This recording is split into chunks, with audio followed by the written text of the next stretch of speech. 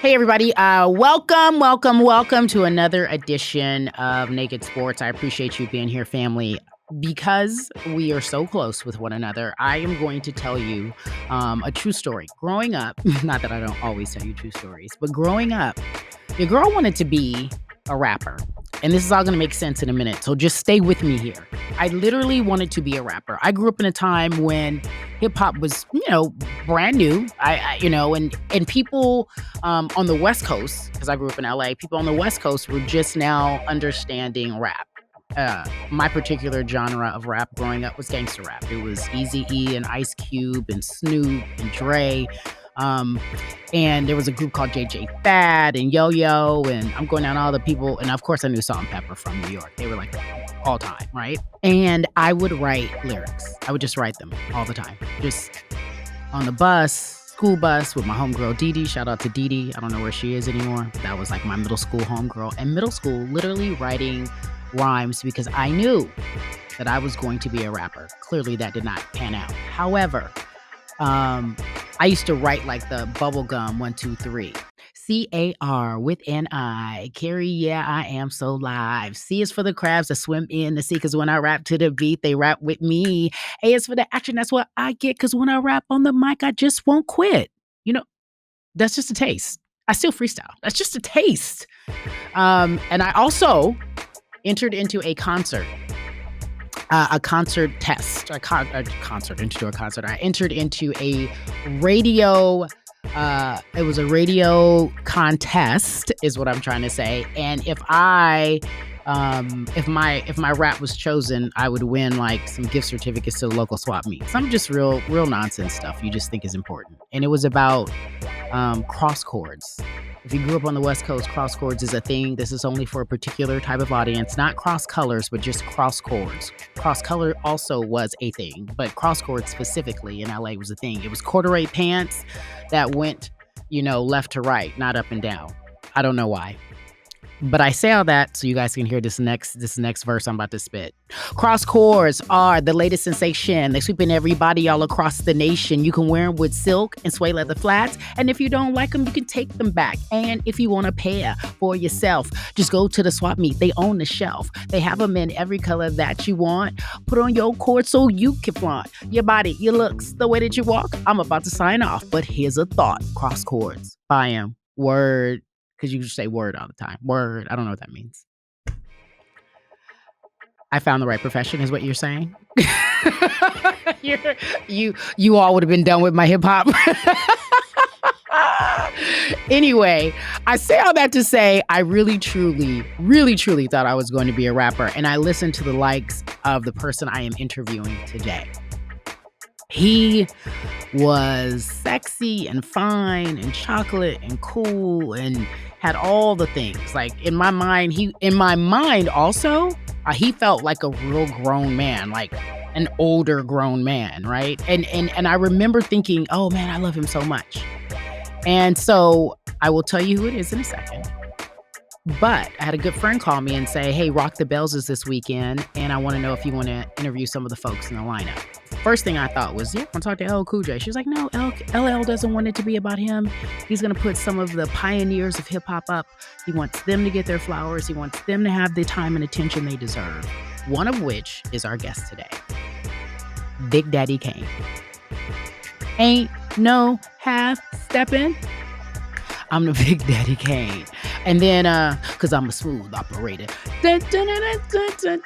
I'm off beat, but you get the point. I think it is really, really special what Rock the Bells has been trying to do. And I'm going to be honest with you, I didn't understand that Rock the Bells wasn't just a concert or a radio station where you can listen to hip hop. It is a movement. And by that, I mean, there is merchandise. There's a Rock the Bells cruise. There are Rock the Bells live events outside of this concert that will be happening. It already has happened by the time you listen to this, right? The concert that happened in Jersey at the Prudential Center. But it's a really beautiful thing. And what they're trying to do is honor the legends of the past while still telling the stories of the future. And today, I had the opportunity to talk to Kane because that's what he told me to call him because we're best friends. And he wanted to share with me just his history, just his knowledge. And he was a great interview. For those of you who know about Rock the Bells, they do not miss. It's an all-day performance, and you'll have folks like Eric B. and Rakim, KRS-One, Roxanne Shante, Too Short. You got to give some Scarface. You got to give some love to the West Coast, of course. I mean, so many. Redman, Remy Ma, Busta Rhymes. It's called the Class of 2025 Summer School. So I think that what Rock the Bells has done is really special. I don't think that we give enough flowers to those who have come before us, and we don't respect them in the way that they deserved to be respected because of what they've been able to create. And so on today's podcast, that is what we will do. Um, Kane will tell us some stories. We'll give some love to Rock the Bells, and we'll also talk about the art of hip hop. And while people thought it was just a fluke, 50 plus years strong, 51 now, I think, and it has become more than I'm sure that most people thought it would ever be. The evolution of hip hop is special. So sit back, relax, and enjoy Big Daddy Kane.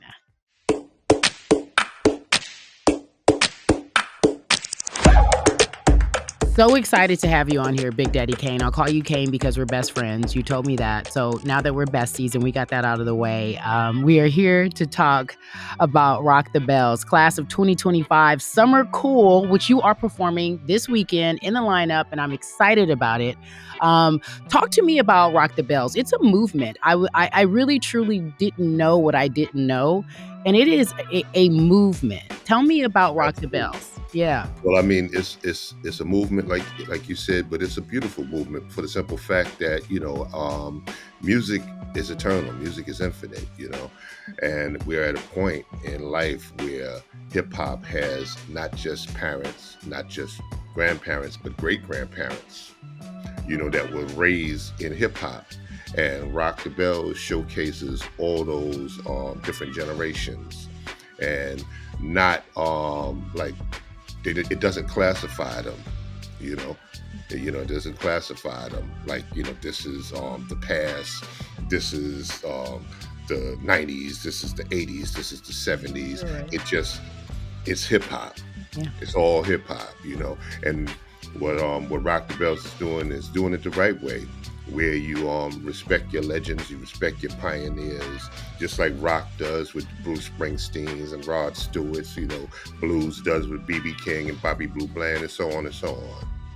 It's interesting because I noticed it was a part of the tagline, which is like it's past, present, and future. And you are truly a pioneer. I know that your music, Elle's music, it just narrated my childhood. It really influenced how I was able to express myself. And I know there are people of this generation and obviously younger who say, let me tell you something. I appreciate the storytelling. I'm really curious, Kane, how did you begin in the business and storytelling, the way in which you would speak about your life, what was going on, who you were, how fly you were, all of the things. I want to know how that storytelling began for you. Well, growing up in Brooklyn, there were certain things that you saw, there were elements that you saw when you're hanging out as a little kid. And some of the stuff that used to fascinate me was like, seeing the hustler or the pimp pull up, in their big Coupe de Ville or Brougham or the Deuce and a Quarter, and sending the kid to the store to get him a Lucy cigarette or, get him a can of Budweiser, and telling us to keep the change. And we got about $19 worth of change, like saying like, oh, wow, this is amazing. One day I want to, so as I grew older, I grew into this figure. And also I'm a big fan of all the 70s movies, like Black Caesar, the Mac, Cooley High, and all that stuff, So as I got older, growing into this, like this is the stuff that I identified with. And luckily one day in 1984, I started rapping in 82, but 2 years after that, 1984, I was fortunate enough to meet Biz Markie. And this is someone that I asked for a rap battle. And after the battle, he told me to get down with him. We're going to make some money.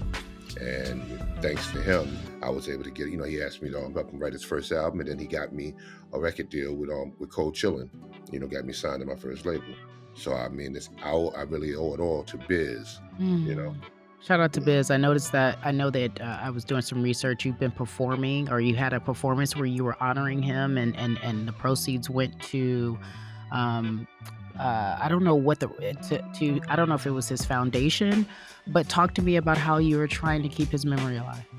I definitely tried to keep his memory alive, and also would like to acknowledge Cool V, Roxanne Shante, and his wife Tara, who also do a great job of trying to keep his memory alive.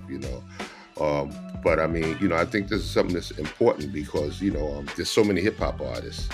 There's so many hip hop artists, and lots of times when you're gone. But I think that this dude is a legend that had such an impact, not just on the culture, but on people. Like, I think that everyone Biz met, he affected their life some sort of way. And still today, I meet new people that tell me about Biz turning them on to this, Biz taking them there, Biz trying to help them get a deal. I mean, this dude was literally the hip hop Forrest Gump, Wow. And obviously, you talk about how influential he was in your career, and I'm sure in others. When you think about when he helped you get on, were you under the impression that you would have such an impact? Did you know in that moment that when you're one of the first, while it may not be easy, you're creating something that is historical? Were you even aware of that concept? It was, in my mind, it was the type of thing where I'm watching what's happening with Run DMC, Beastie Boys, Houdini. Fat Boys done branched off into film. So I see exactly how big hip hop is getting. And then I'm also hearing a lot of R&B radio personalities discredited it and saying that it's just a phase, which reminded me of the way they spoke about rock and roll in the 50s. So I saw the comparisons and I was like, oh, this is about to really, really take off. This is going to be big. So, in that process, I'm trying to figure out, my niche, what works for me. I just started really studying how to really become a much better performer, because I started as a battle rapper. I had never, been on a stage until I got with Biz. So studying how to be a better performer, and then also watching certain things that Biz and other people did, to learn how to really, truly write songs. Battle rap. I want to just take a moment and talk about that. You said you weren't necessarily a good performer, but I would think battle rap is actually performing. Just a different audience, just a different circumstance. What were the differences for you in learning how to actually make this an art and perform on stage versus battle rapping? Well, like, as a battle rapper, I was learning from Muhammad Ali. I wasn't learning from a musical artist. I was learning from Muhammad Ali how to get in your head and defeat you before we even said one single rhyme.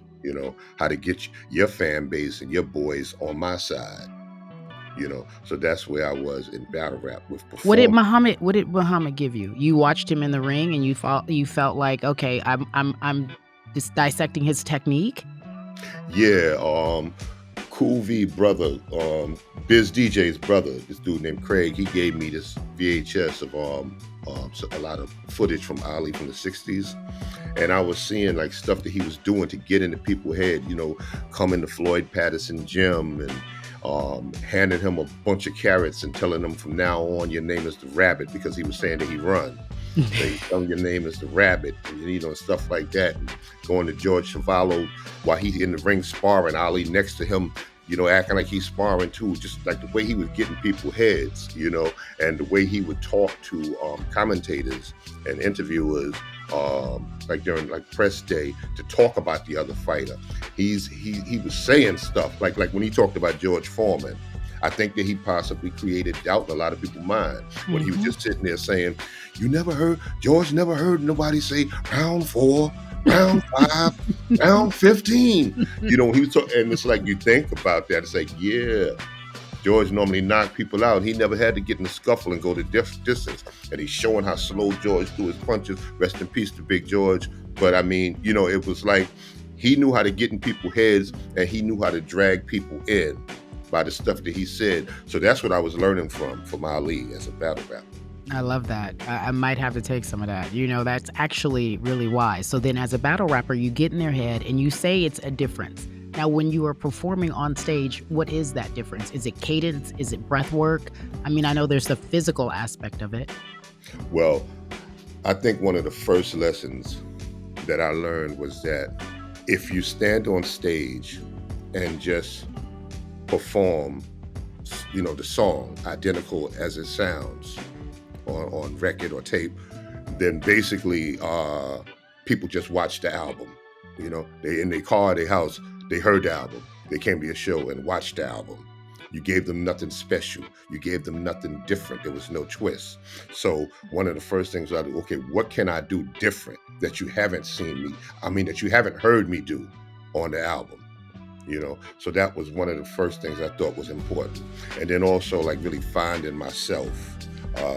I remember hanging out with Dougie Fresh, and he showed me these videos of Earth, Wind and Fire and Michael Jackson, and was saying that like everybody else is trying to study from Run DMC and Houdini and incorporate stuff they used to do. But I'm studying from Earth, Wind and Fire, Michael Jackson, because they're not hip hop. So what I'm learning from them, I'm introducing to hip hop. And I'm like, okay. So that next morning, I went and bought Marvin Gaye, James Brown, and Barry White on VHSs, and I started studying from them. You know, like Barry had a unique way of identifying with one particular person in the crowd. He would acknowledge one particular person. Mm-hmm. You know, he'd singing his song and stuff, and then he'd just look at one person. Hey there. You know, so like learning how to do stuff like that. And then James Brown, you know, with the Flames, you know, when they doing their dance routines, so I got Scoob and Scrap, and we started trying to, you know, emulate the James Brown routines like that, you know. And you know, then Marvin Gaye, he just had like a certain sex appeal that I thought would work with, you know, with the women on stage, you know, movement wise, as opposed to just you know what I'm saying? Marvin Gaye had this certain, you know, sway about him. I'm like, okay, I see you, Marvin. Okay, I see you. You know, that type of thing, you know. Yeah. First and foremost, I love this because when I think about it, and obviously there'll probably be more and you can correct me, but you were one of the first to really like in hip hop talk to the ladies. Like, it's about you. Like, this is for you. You were smooth. You're a smooth operator, all pun intended. Was when you did that, when you could just be clean too. So you are performing, you come from a battle rap world, but yet you can bring that on the stage and still perform. But also you wanted to make people know that you wanted to give them the experience. What was the writing process for you? Like Smooth Operator, what made you write that? Well, Smooth Operator, it was like I wanted to like create something lyrical but mellow, you know. Something I wanted to be lyrical, but I wanted it to be mellow. And you know, once I decided to use the Mary Jane Girls All Night Long, you know, everything kind of just, you know, fell in place on its own. You know, like, okay, yeah, this is smooth. You know, we're gonna call this Smooth Operator. And when Rick James gave me the nod, you know, he gave me the okay. You know, everything else, you know, just fell in place. What was that conversation like? Was it, because nowadays you text people, you have to actually physically call them back in the day. What was that conversation like? Well, I mean, I knew that was a big record for the Mary Jane Girls. We were gonna have to clear it, so I reached out to Rick to ask him to help me clear it. And you got to tell the story, all the stories. This is what the podcast is for, Kane. What'd he say? Can I? Yes. Can I use profanity? You most definitely can. Yes. Okay. Well, when I called him and told him that I made a song called Smooth Operator, and it's Mary Jane Girl sample, I'm gonna need you to help me clear it. And Rick was like, "Use any of them bitch your shit. Use any of them bitch your shit. I own it. You need to use it in my house. It was a bigger record for them bitches." So that's how that went, you know? Yeah, By the way, I know I've heard so many of stories about this man, and that's the cadence, the language. That is it. How he yeah, talks. And so I love that. yeah. Um, okay, so then I'm curious because when you look as a pioneer of hip hop, when you look at artists today, do you see your direct influence on a particular artist? I know you see it in general, but is there a particular artist you're like, okay, there's my influence? Or perhaps that artist reminds you of yourself? Um, the only one, I mean, I've never had any of them tell me that of the new generation, but the only one that I look at and I can really say that they remind me of myself would probably be Lady London. Really? Yeah, because she knows how to combine lyricism plus sex appeal, and then also she's very sarcastic. She's very sarcastic, with her lyrics, and then her cockiness. Her cockiness is hilarious. Hmm. Her cockiness is hilarious. Like it's the type of thing where she know that she that one, Hmm. and and she don't mind putting other people under pressure, making them uncomfortable in the room. Hmm. You know, And that was yeah, you. And oh that is you. Was you, is you. yeah, oh yeah, oh yeah, oh yeah. Okay. So then I think of some of the classics. And obviously, you're performing this weekend. How do you put a set list together that you think ultimately um, represents what you are able to give to hip hop and what you would like this generation, this new generation, past, present, future, what you would like for them to receive when they walk away? Like I just saw Kane perform, and it felt like you fill in the blank. Well, I mean, in all honesty, other than some sort of positive message and a good vibe, that's the only thing that I actually try to give to them. Other than that, I try to give them what I think they want. Mm, You done paid money for a concert, and I think there's certain hits that you want to hear, and so I try to combine them, so that you can get a chance to hear everything that you wanted to hear. And also bringing the energy, keeping it real energetic, and yeah, I want to see you get tired. You know. I'm looking at the list, right? Eric B and Rakim, from my understanding. You, Roxanne Shante is hosting. Kid Capri will be there with the sets. I think, and LL said he wasn't performing in general because he said it wasn't about him. He wanted to make sure that everybody could be in this space. The list goes on and on. I got Too Short. I grew up on the West Coast, so obviously I think of Too Short. I know him well. Great, just a great dude. When you are in company with these greats, because the behind the scenes has to be insane, and I know the stories are wild. But when you look around, um, how would you describe the contribution you all gave? What did hip hop give to this world? I think that hip hop was something that it didn't just give music. I think that it gave a voice, because with like in R&B and in rock, rock had some protest songs. R&B, you had What's Going On from Marvin Gaye. A lot of Hmm. Curtis Mayfield stuff, was very conscious. But I mean, I think that in hip hop, it was it was the type of thing where it's coming from the youth. You had 19, 20-year-olds talking to 19, Yes. 20-year-olds about conscious matters and things that's happening in the world. So I mean, I think that it really gave music a voice, and educate in educating the Sure. youth. Excuse me. Hip hop, conscious hip hop, right? I don't even want to label it, but like KRS-One, Eric B and Rakim, y'all, everyone had a message. Do you feel as if conscious rap is as valued now? No, And why no. not? Well, I mean, I think that, it's, like that was, a whole, structured, government thing, because what basically happened is like there was a time where not just in hip hop, not just in hip hop, music period, where there were songs that could play on the radio and there were songs that couldn't. Mm, Before hip hop, you could hear an OJ's Marvin Gaye song on the radio. You couldn't hear Millie Jackson song on the radio. mm, You couldn't hear a Blowfly song on the radio. And even on the Isley Brothers, when they did Fight the Power, they had to mute when Ron said bullshit. You see what I'm saying?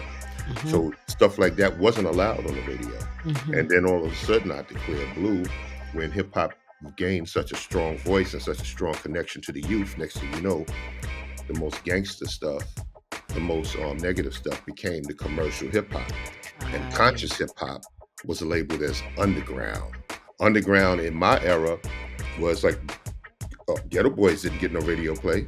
They still sold millions of records, but they didn't get radio play. You know, Coogee Rap didn't get no radio play. There was like it was like that, like all the gangster rap was what was the underground sound, but then it reversed. You mentioned gangster rap. I think everyone, when they say gangster rap, I think they think of, West Coast initially. At least I do anyway. That might have been the entrance into the world. How do you think of gangster rap? Well, I mean, you hear Ice-T say it in every interview that when he got the concept of gangster rap from Schoolie D. That's a Philly dude. you know. So and then that's what G Rap was known for. Of course, Ice T, NWA, Ghetto Boys. Mhm. But I mean, I don't. When I think of gangster rap, I don't say uh, it's a West Coast thing. I Okay. think that it's a genre inside the hip hop genre that a lot of people try. Wait a second. Okay, so wait, let's go there. So there's this big thing called hip hop, and within hip hop, there's different genres. There's gangster rap. There Yeah, is conscious rap. yeah. I mean, in R&B, you have your regular R&B. You have soul. You know, like Mhm. your Aretha Franklin, your Bobby Womack's. Sure. Those are Oh, big. okay. You know Okay. what I'm saying? You have disco like your Donna Summers. You have contemporary. So there's genres that live inside other genres. So in hip hop, yeah, you have your gangster rap, you have your conscious rap, you have your mumble rap, your trap rap. I mean, there's genres inside of the hip hop genre. I would like to get your take on it. You're such a historian, like, whether you understand it or not, and I'm sure you do, when you talk about your performance and what you leaned on and others that you looked at and how you went outside of the world that you knew to perform and to obviously be inspired with your music, to me, that is absolutely amazing. So I'm really curious because as a pioneer in this business, when you look at obviously what had everybody in a chokehold, was the back and forth with Drake and Kendrick. When you think about that battle rap, if you will, how would you describe that? Outside looking in, was there a clear winner? Was there a clear loser? Did hip hop win in general, or did it lose? I think that hip hop won because Kendrick opened the door to harder sounding hip hop gaining commercial respect. So I think the hip hop won in that sense, you know, because I think Drake pretty much basically kind of created the standard of how commercial hip hop sound. I mean, commercial hip hop song is supposed to sound in this era. And with the thing with him and Kendrick, what Kendrick did was, with the Not Like Us and all stuff, it's like he opened the door where it can be more than just that, that musical beat, and the auto tunes, and so I mean, it expanded. So it's like, that formula that Drake uses is still there, but now the Kendrick formula is allowed as well. So if you don't want to sing auto tunes and all that, you can still find commercial success. So he took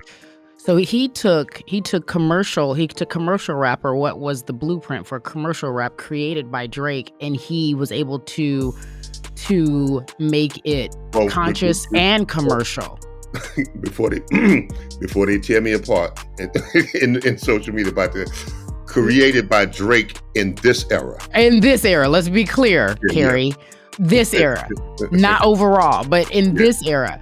And so what did Kendrick do? You said he took it further. Is he making it not only Not Like Us is more of a modern hip hop, like regular hip hop feel.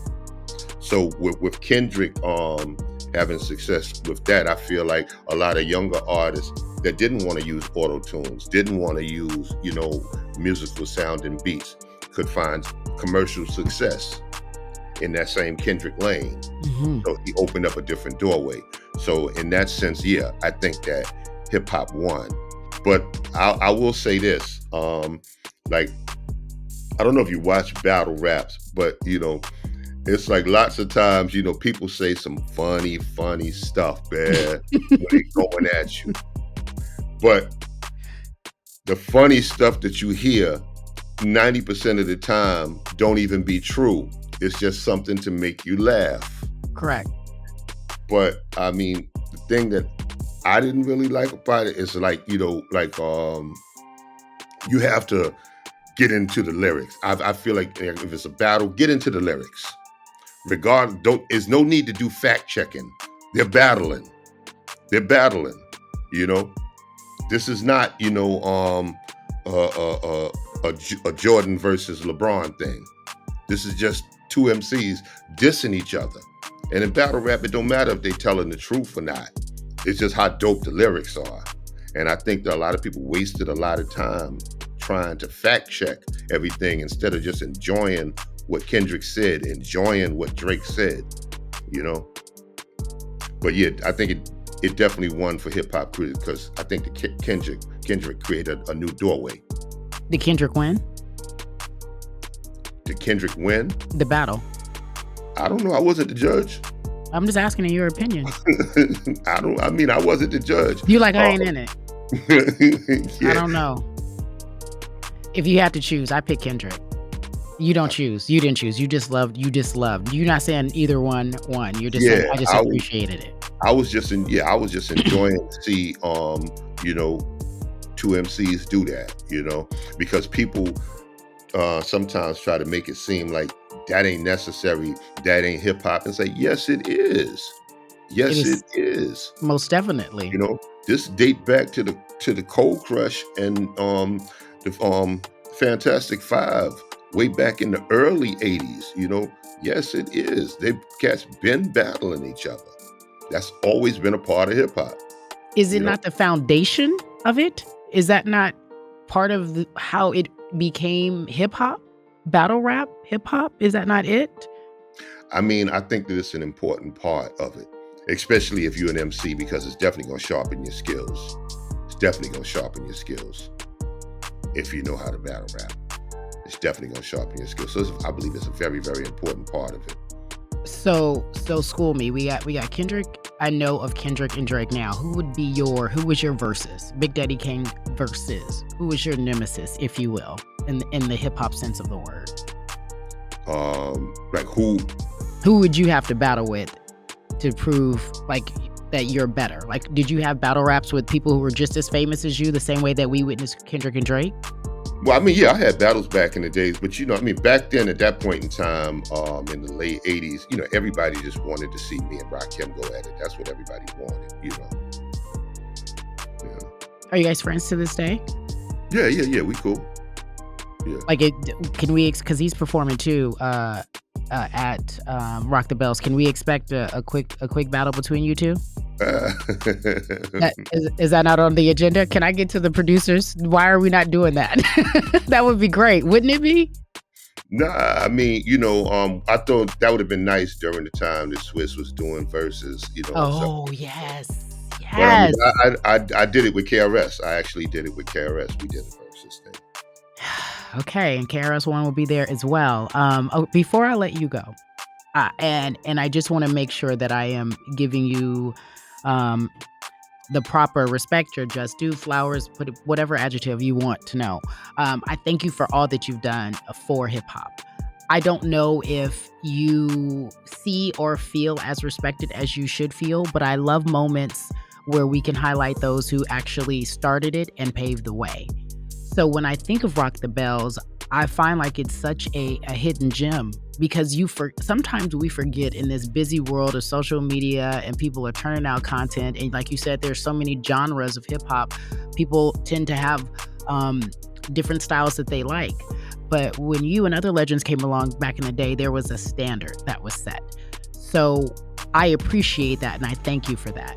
If you could give any words of wisdom to artists that are out there right now, obviously making lots of money, doing their thing, they have status, they have cachet.